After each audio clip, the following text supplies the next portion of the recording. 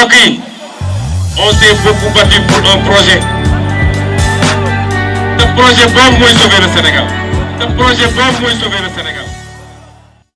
Ils ont tué Kadhafi sous prétexte qu'il était dictateur. Mais aujourd'hui, dites-moi, que devient la Libye? Ah, dites-moi, que l'Occident nous laisse nos leaders. Trop, c'est trop, la coupe est pleine.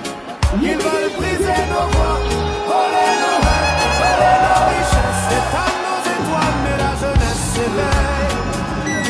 Le feu brûle dans nos veines. They try to silence the truth, to change the future of our youth.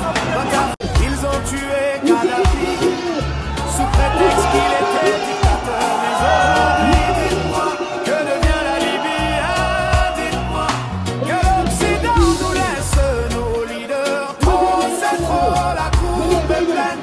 Ils veulent briser nos voies, voler nos rêves, voler nos richesses, éteindre nos étoiles, mais la jeunesse s'éveille.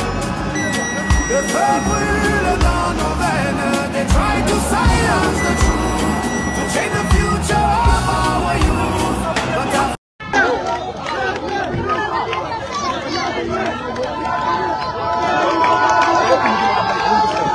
waaw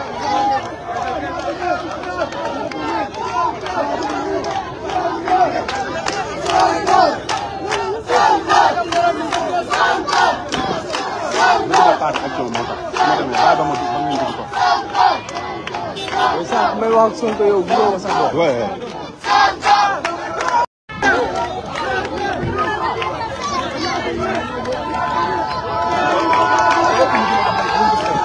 waaw